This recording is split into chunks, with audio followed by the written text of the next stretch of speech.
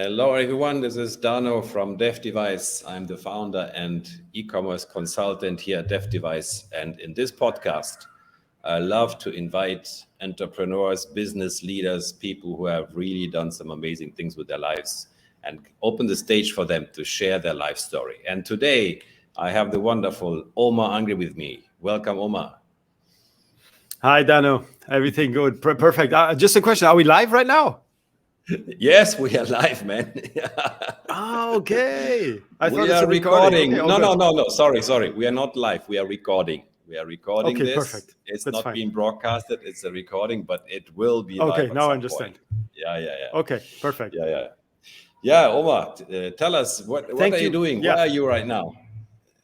First of all, thank you for inviting me. I'm very happy to be here and My share pleasure, man. everything that I learned on the way, maybe in this 1 hour or 40 minutes with everyone who's listening. Right now, I am in Morocco, actually. Just before I was in Turkey.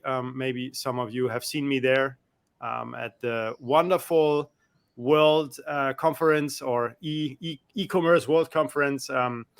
Wow. There was a nice meeting hosted by Crystal. Shout outs to Crystal from Seller Society in the UAE.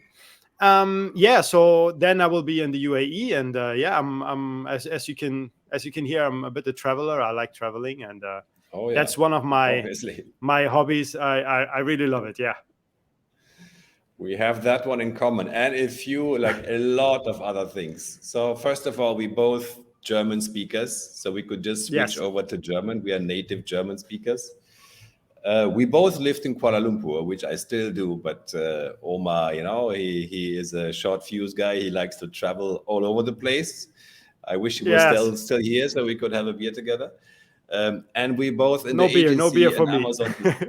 Yeah, true. Oh, sorry, I forgot. Yeah, not that Don't one. worry. Yeah, tea also can. Tea, exactly. Tea. And we're also both in the agency business. So we both, help Amazon sellers, and we both are very familiar with the Amazon marketplace. So I feel like you're a little bit like a twin brother, but tell me your part of the story. What are you doing right now with margin business?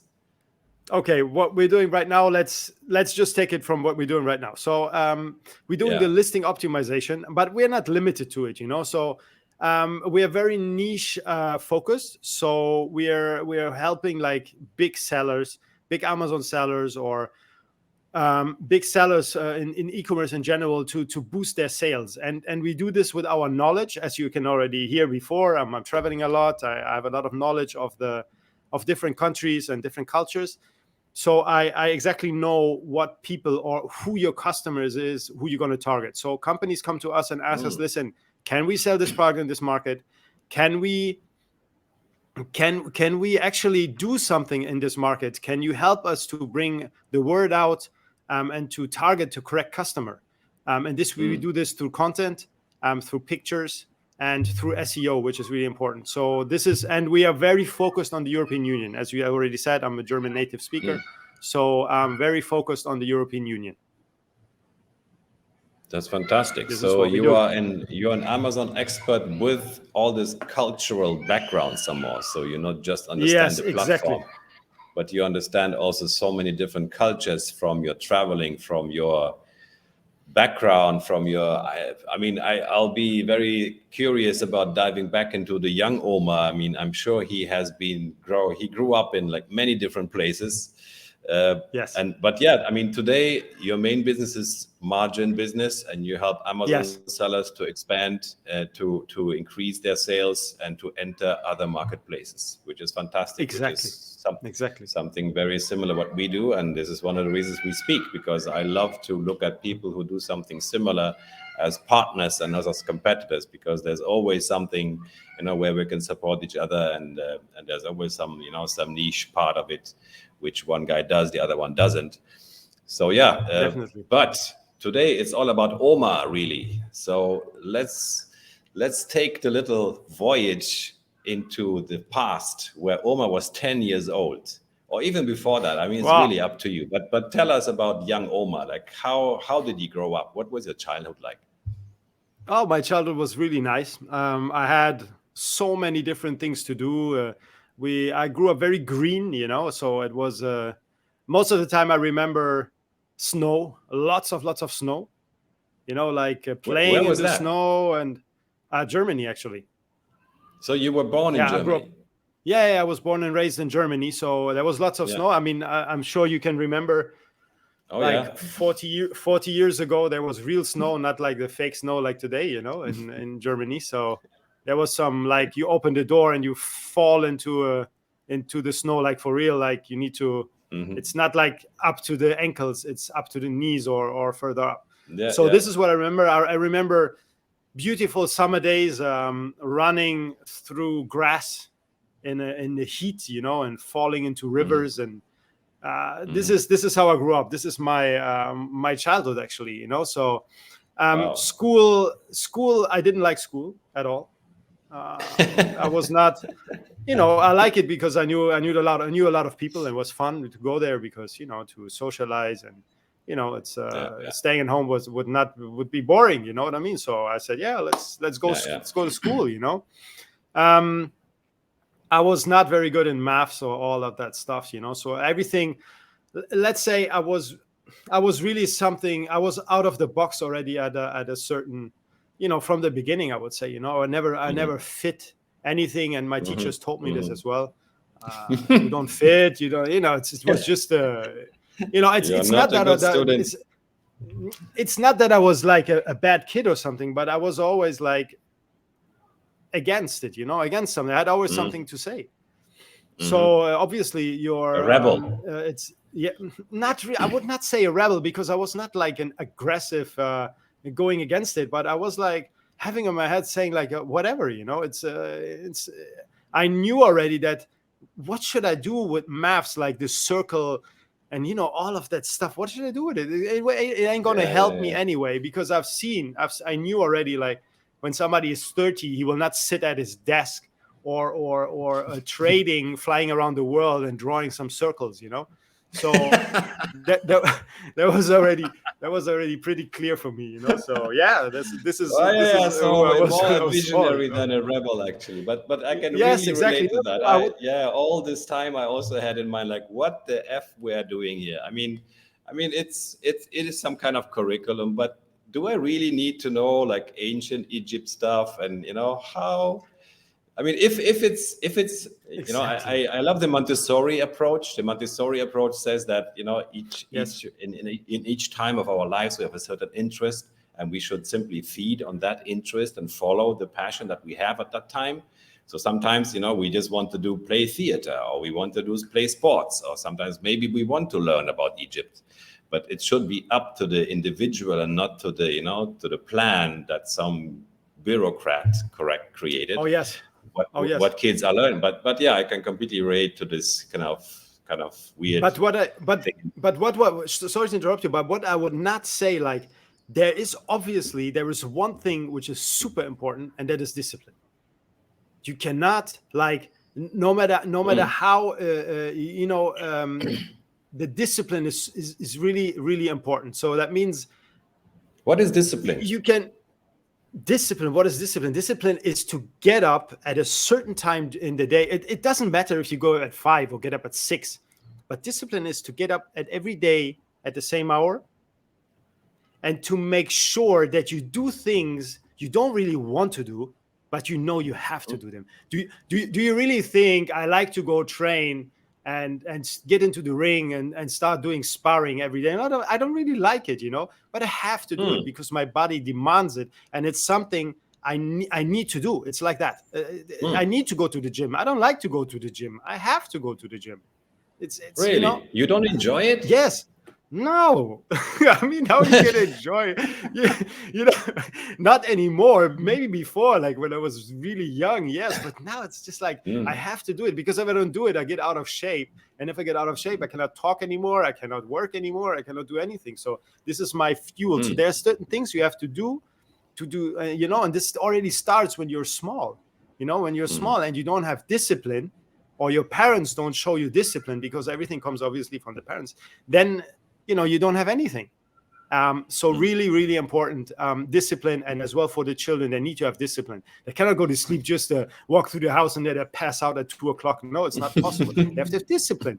It's like at 8:00 they go to sleep and they get up at 7. It don't matter the day. Okay, maybe Saturday, or I don't need. Okay, you see, it's still in my head. Saturday. Who cares about Saturday? We're entrepreneurs, and everyone should be an entrepreneur. Should be. But it's now we're going into all other topics. One. But that's anyway, a big one. Yeah. Should everyone be an entrepreneur? That's a big thing. Look, everyone should be an entrepreneur, but not everyone can be an entrepreneur. There have to be people who are not entrepreneurs. That's like that. Somebody has to work for us. It's like that. It's hard to say, but it's like that.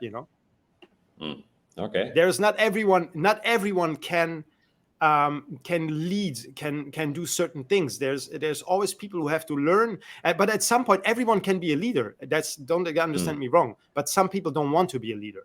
So this is where I don't say that there is every human has the same capacity, but some people want, some people don't want. Okay, and then we if we continue now, then it would be very far. We're going really deep already, man. We're going into discipline, entrepreneurship, and all that, dude. But let's go back to Omar. So what was, how did Omar become the entrepreneur? I mean, you went to school, you didn't like it. Then what happened after that? I mean, although I didn't like school, I went pretty far, I think. I went like, I didn't finish my 12th year. So I didn't do the... You didn't do the Abitur thing? Exactly, I didn't do it. I didn't do it. I was on business school, but I cut it short. Let's say it this way, because I was just like, it was not for me, So I was thinking what I'm going to do, So I began already traveling. I was checking out different things because entrepreneurship obviously was always interesting for me. And fast forward like a little bit more, I opened up a graphic design company because my background is graphic design. Holy cow! Another thing we have in common. Holy cow! Oh really? Oh, okay, that's interesting. So I learned this for about 2 years. What year was that when you opened your graphic design stuff? 2000, around the 2000. Oh, come on. It's getting scary, man. It's really getting scary because I set up my first agency, DefDevice, in Munich in 2000. Even with the name. Yeah. Even with the name. I mean, Def reflects my initials, right? So it's Dano Edward Falk. So those days it was design, and it was my first agency, and it was about graphic design. Not just, but it was about Flash and multimedia and graphic design. But so it was apparently the exact same year when we started our first company. Okay. Good. Wow. What's going on? That's very interesting. But really, like I said, at this time I was not disciplined enough, So for me it was just like, whatever. And then I made a little bit of money, and then the money at the end, I owed more taxes than I actually earned, because Germany. I could tell stories about taxes in Germany. Oh my God! Yeah. So I just paid off. I think it was like I made like 5 or 10K or something, and I had to pay off 1,800 or something like that. Back then, I think it was still Deutschmark, if I'm not mistaken, and it was a complete nightmare. So it was a complete nightmare for me. So I said, whatever. I need to do something else, So after this, I went to Paris actually, and begin to check out some corporate. Was working with corporate, and was trying to because I was always into kickboxing. Maybe some here heard it before with the sparring. What I meant with the sparring, I'm really this is from the beginning, Back then, I really enjoyed it. What age did you start kickboxing? What age? Maybe 20. 20. 20 years old, and this as well helped me. This helped me a lot in discipline as well. So anyone who is very young and has no discipline, go do some kickboxing and really get up at 5, run, and do the real life of a fighter, and then you get disciplined by yourself. Don't worry about that. Wow. Yep, Sorry, I I do interrupted you agree. there. Yeah. Well, you did kickboxing for all your life. I did kung fu for all of my life, Oh, basically. Yeah, very interesting. yeah. Very Yeah. interesting. I mean, I started with karate, but then I did kung fu. I think also in my Yes, I in my started as well with mid karate. 20s. Yeah, yeah. So, but yeah, 96 around, yeah, around 96, I started with kung fu. But yeah, martial arts was always a big part of my life, and I agree that to me it's like a source of vitality, of Oh, fitness, definitely. of like all these things. And I remember how many times in my agency back in the days, I had a long day and I knew I still had to do some work. Then I went for training. I came back 2 hours later. I came back to the office 9 p.m. and I had the energy to go on. And I mean, without the training, there would be no way for me to have this kind of to keep on going. To have this Yeah, sure. performance. 100%. Yeah, yeah, 100%. nice. So yeah, and afterwards, when in Paris, because of the kickboxing, I think there I stopped talking. Why Paris? How did you go to Paris? Just like that? I didn't speak the language. I didn't, I had no clue. I just traveled, and it was quite, in corporate they were searching for a lot of different language speakers, because in Paris at that time around the 2000 nobody was speaking English, really, literally. Like Oh, yeah. I needed to speak hand sign to get along in Paris. Yeah. No German. So Yeah. no, nothing. And so I learned actually I learned French on the way because I was forced to learn it. So now I speak French actually, which is So pretty vous cool. parlez français aussi? Je parle aussi Français, français, English, German. Oh my God. Spanish, Spanish. Arabic. Yes. Wow, that's a lot, man. Just no Malay, yeah. Yeah. My Malay is also very sikit. Yeah. Okay. Yeah, so you just went to Paris just like that. You were traveling and then Yes, suddenly, exactly. boom, somebody Yeah. asked you to work for them or what? Exactly. So, and at the same time, I was training in one of the best clubs in Paris, actually. Kickboxing. In kickboxing. Yeah. And then I was to be specific, it's Muay Thai. It's not kickboxing. So it's you can, yeah. Now it's Muay Thai some more. Yes. Come on. Yeah. Yeah, it's I'm just saying kickboxing because yes, sure, I know Mbak. I know all the Everybody knows Mbak, right? boxing movies. Exactly. Oh, yeah. Yeah. So, and there was my first jump into entrepreneurship, because I realized that everyone needs protection for the legs, like for the boxing gloves and shorts and everything. So I flew to Thailand and flew to the Raja Madan's stadium and bought everything that I've seen and brought it back into two big bags back into France, and then sold it there, online as well. I had an online shop. It was going pretty well. Yeah. You had an online shop in the early 2000s? Yes, called highkick.biz. Highkick.biz. Oh. But it's already Is it still around or what? No. No. Highkick.biz. Wow. Good. Yeah. I mean, this one we're way ahead of me, because my first shop started like much later. But yeah, you already started selling kickboxing gear in the early 2000s. Wow. Yes, but I ran it to the ground. I don't know what it was, but and then it wasn't working. Let's say it this way. It wasn't working because of outside, a lot of things at that time were going on in my life. So I just abandoned it for that time being. But it was still in my head, so it was still always there. So, and then I got hired by a company in Southern Europe. So from one to the other day, I flew down to Southern Europe, and there I was working in some financial company, corporate as well, in between Gibraltar, so Southern Europe already. So I went already deeper into the wide world. And from there, actually, we founded Margin Business down there with Emily, the co-founder. Yes. We founded Margin Business, and yeah, from there it went up to today. This is like 12 years ago, so we still have 12 years to see what's going on, and then we can, from there. Bring it on, man. From there I stopped actually working at the corporate job, because it's not overnight that I had clients and consulting and for Amazon and everything, but it was already in the beginning. It was not only Amazon, it was as well e-commerce. I helped e-commerce sellers to sell more, obviously, off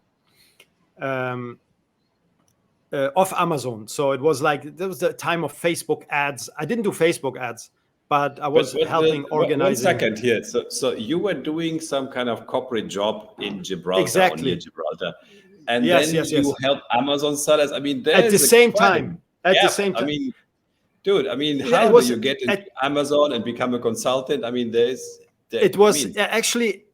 Look, when we had our first child, Emily actually, she said like, okay, whatever. I don't go back to work. So she was beginning to search for work online. And, trust me, you get really creative when you don't want something, and, and she was getting so creative that she actually brought the first clients. And then as they needed German, I said like, yeah, okay, let's do this all together. And I had another client on the hand where we were helping, I think in customer service or something. And because of the US time, we worked actually nights. So when I came home, I was like maybe 5, 6, and then I worked until 3 o'clock in the morning, and then I woke up again and slept 2 hours. And I did this for a year or something. Wow. Until I could break free from the job, actually, from what I had, Okay, so there was a transition period where you got into this whole Amazon e-com stuff. Oh, yes. You were still working. Definitely. Yeah. Okay. All right. Definitely. And at the same time, there was a funny story. I hate to talk about this, but I do it.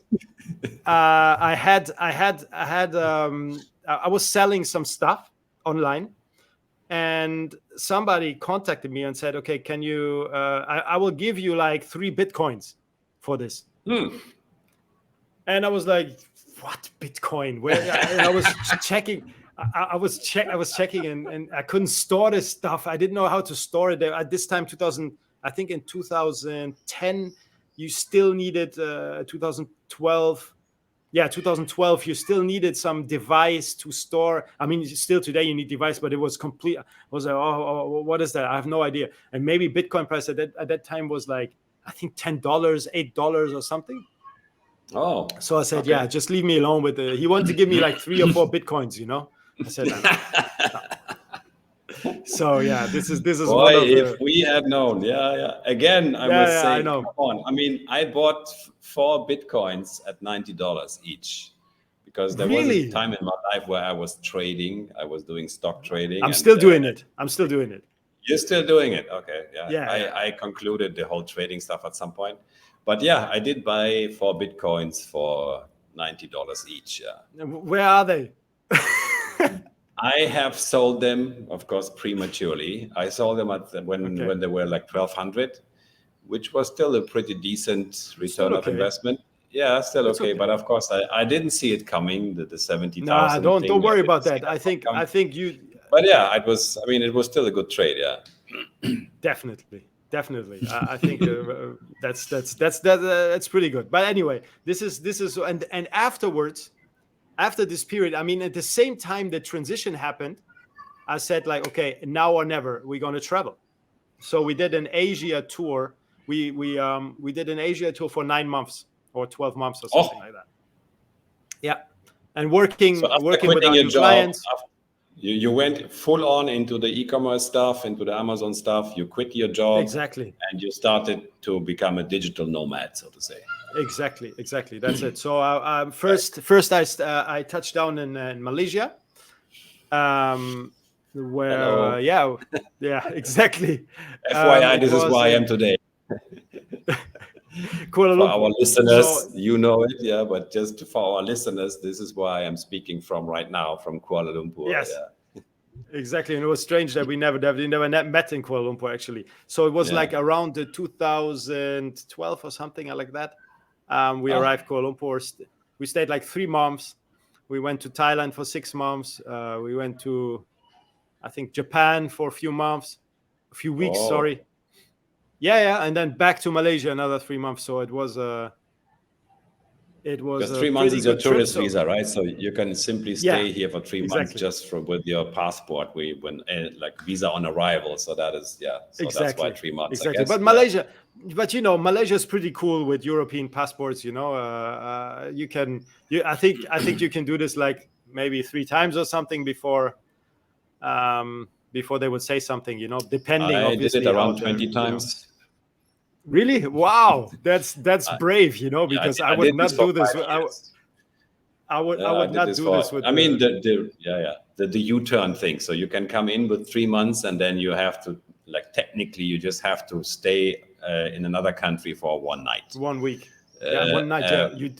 Well, technically, but of course, it becomes a bit dodgy when you do this for 2, 3, 4 years. When you just leave the country for 1 night. So yes, you try to stay a bit longer.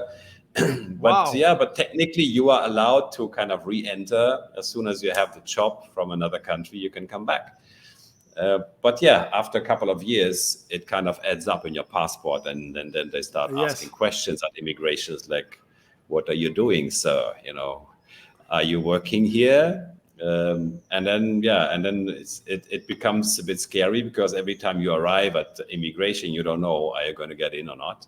So then you have to come up with some other it's solution. Not nice. No. I didn't think that they're so cool, the Malaysian, with that, you know, because from what I've seen.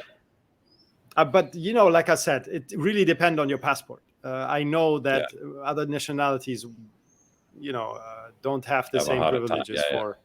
Yes. So I had never a problem. So in out was not a problem for me, Malaysia as well. Although I didn't do it like you did, you know. So Malaysia, and then we went actually back, you know, back to Europe. Didn't like it. Went to Morocco. Didn't like it at all as well. Went back. This was before, because there was too much. I mean, Europe didn't like, but Morocco was really nice. So Morocco is always my place where I, you know, my home. You know, it's always home. Is that where your family is from?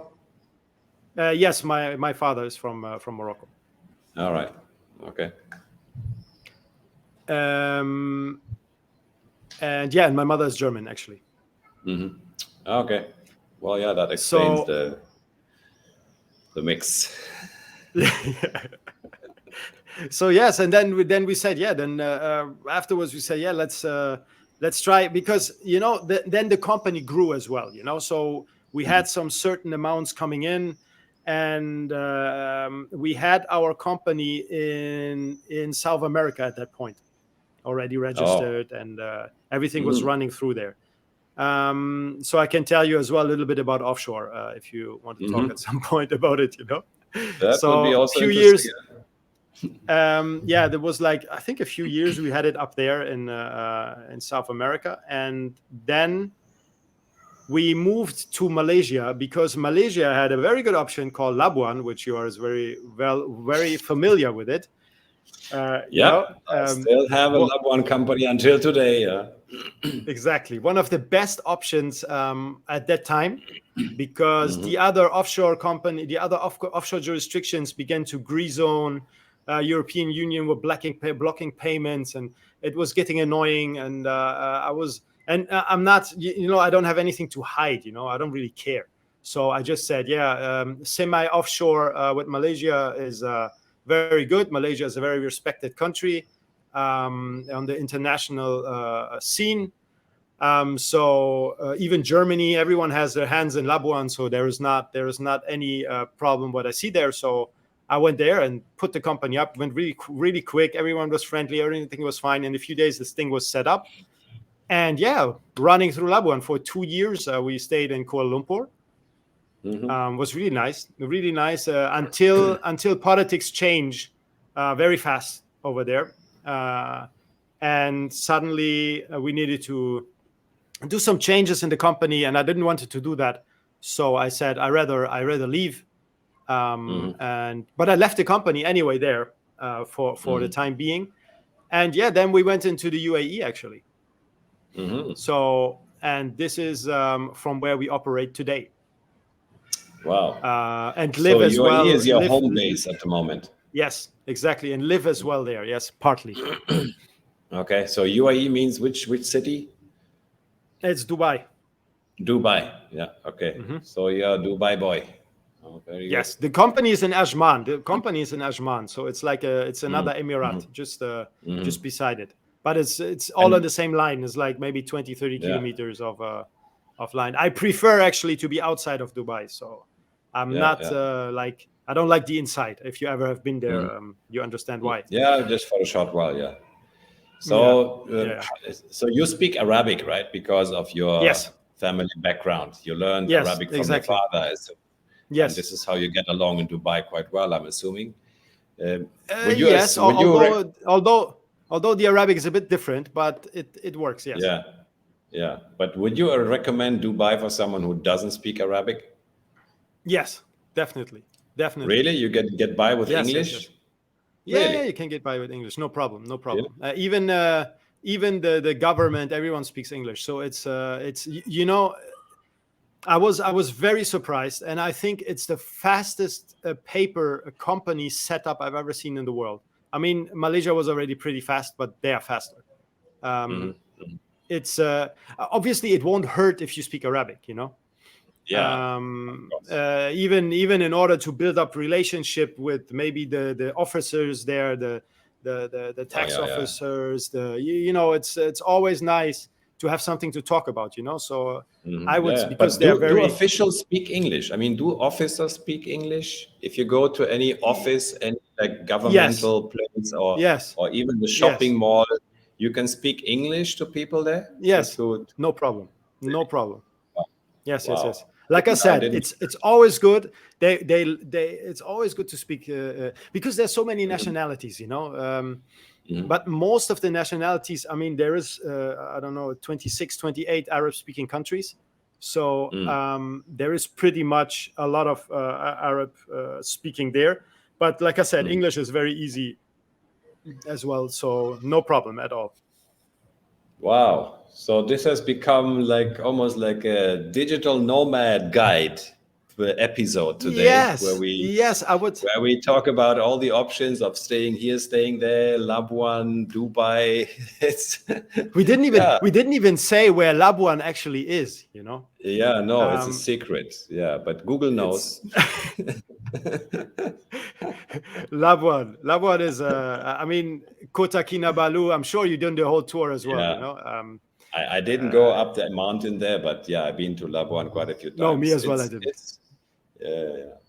But yeah, it's a nice it's island. Amazing. I mean, it's an amazing part of the world. Yeah, it is. Yeah, they do have good food. They have all the ocean stuff, and you can go diving and all that. Yeah, definitely. It could be much worse. Yeah, it's a bit hot though. I mean, it's even warmer. It's even hotter than Malaysia. Yeah, it's quite hot. Definitely. Yeah, man. So I feel like I know Omar much better now than I did before. So this is one of the reasons I love to do these sessions, because suddenly we get to talk like about all the backstory, like where you came from, what you did, when, and all kickboxing, agency stuff, Labuan, Germany. Holy cow! I mean, there's a lot I can relate to.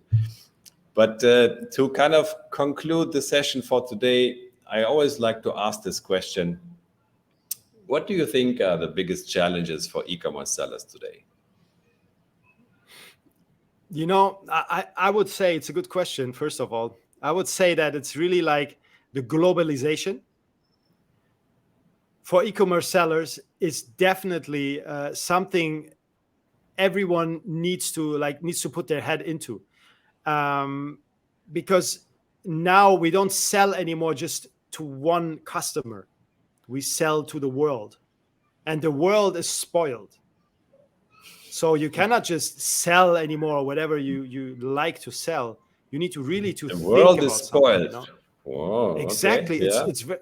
It's very. I mean, obviously, like not everyone in the world, but the world where the e-commerce, where you have a lot of Amazon, a lot of e-commerce, like in Europe, for example, or in the United States, there's a lot of choice, and choice make people spoiled. So you have to stick out. This is one of the challenges. You have to be really, really creative. So before you sit down and think about, I want to sell something, you need to get really creative in what actually you want to sell, and get this out of passion. So maybe something that you like kickboxing, or like, I don't know, like books, like Jeff Bezos, like books, or I don't know, something that is really like kung fu. There is things you can sell, this man, this boxing thing, the training. You could sell this and make your story out of it, and say, this is my story and this is who I am, and live in Asia, and everything matches. So really get creative, take something out of passion. And this is the biggest challenge that sellers have nowadays, because most of them, there's a lot which cannot go around this and make this happen, just like I explained. Very good. I can relate to a very big part of what you just said. When people ask me what should I sell, I tell them this is the wrong question. We should ask first, in which area can I build a community of raving fans around me? Exactly. Very good. Because this is goes into the area of branding. I mean, I had a podcast interview with Kitty Lai just a few days ago, and she's an expert on branding, and she also understands very well, and I completely agree with this aspect, what you said as well, the passion part, the community part, because we don't want to sell to strangers. It's very difficult to sell to strangers, people who don't know you. They will always go for the cheap one, and there will always be a cheaper guy. The only way to have a sustainable business is to create a brand, to have a personality, and to tell a story, and to create a community of people who can come and buy from you again. That is, for me, the way of creating a sustainable e-com business today, whether it's on Amazon. I mean, on Amazon, the whole community thing is a bit difficult, because you never get to see your customers, because they are not yours, they're Amazon's customers. And Amazon doesn't tell you where they live. They don't tell you their email address. So you have to be very creative about building this community outside of Amazon, and at the same time maybe selling on Amazon. But yeah, I fully agree with your answer to this question. What is the biggest challenge? Cool. So one more question for you, Omar. What would be your advice? I mean, it is kind of related. So don't say build a brand, but maybe that is the answer. What is your advice for someone who wants to become an entrepreneur today? Let's say I finished school, I had enough, I want to build my own business. What would you do? First of all, I would say forget about weekends. Please. Stop thinking like that, Work 18 hours, or I don't know, 14 hours. Oh, yeah. Work hard and smart. Mm-hmm. And then everything will go. Your vision will align, like the back, what you have, your background. This is the vision. Everything will get aligned. So if you put enough, for example, if you sit there and ask yourself, what can I do, and why I don't have this yet, and why I don't have that yet, it's because you didn't want it enough. It's just like that. So really put work in. And the day has 24 hours, and you use these 24 hours, and that's it. And don't sit there and say, no, it don't work, or it doesn't work. Then put more hours in. Simple. Yeah, that is one. It's a tough truth, but yeah, it takes hard work. Yeah. Oh yes, definitely. I read a quote from Neil Twa the other day. It says, hard work always outperforms talent, unless talent works hard. Exactly. Very good. And and I can relate to that with kickboxing, because I'm not a talent in kickboxing. I'm just hardworking. Mm-hmm. So, but there were people who were talented, and they came like 2-3 times a week, and they still beat me. You understand? That sucks. It sucks, yes, but with the time you get stronger as well, and then your hard work beat talent as well, because talent know that they're talent, and at some point they cannot anymore as well. So even if they put in the hard work, the eager hard worker who is maybe not talented can still beat them, because there is more drive behind it. You understand? There is like percentage wise. I don't say in general. I say like you know. And I believe you can also create talent. I think it's not like a set in stone kind of thing. So if you really set your mind to be good at something, I think you can combine the talent and the hard work, and then you can get like really far. Definitely. But yeah, I mean, without the working part, I agree. There's no way. And I would like to add that there will be obstacles. You know, there will be challenges. There will be problems, a lot. And definitely, I think and be prepared to kind of, you know, face them and find a way around or above or below or whatever way. But yeah, we have to be our perseverance has to be quite high to be definitely in this. We do what we want to do, and we are in charge, and we are the creator, I would call it. Cool, man. That was so much fun. I think I laughed a lot on this podcast, Omar, and it was really great to connect with you and hear more about what you're doing, where you're going. So what's next, man? Where are you going from here?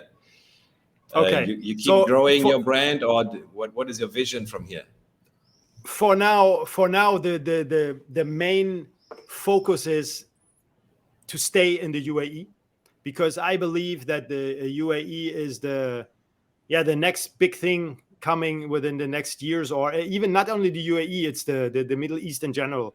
Saudi, Bahrain, Qatar, all these countries are going to rise to the top for the next 150 years, until the other nations, understand that that there has been a little miscalculation in the after the war, when everyone was like kind of sleeping on their glory, and others have been working hard in order to do something.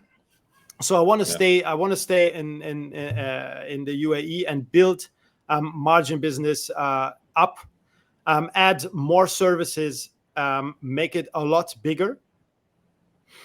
And as well, I mean, in general, to grow as well the Amazon business that I have as well on the side, even more, and add and add as well more brands. So for now, I'm selling only in the UAE because, like I said, it's an emerging market, and from there, it's the jumping board to everything else. So if you're patient enough with the UAE, with the Amazon UAE.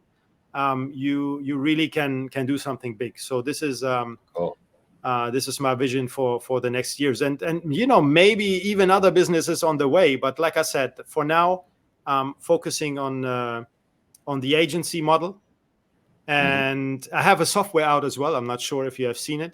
No, not sure. Yes, we have. We will share all this in the description, by the way, to all the listeners. We'll do. We will put everything in the description so they can find all your businesses and whatever else you want to be found on. Great. That sounds good, man. Keep on going, Omar. Keep going and keep on fighting. And I really hope to see you in person someday. Yeah. That's exactly, Okay, man. Thank you so much for this episode. It was a lot of fun, and we stay in touch. And all the best for you. Thank you so much for you as well. Okay, bye-bye.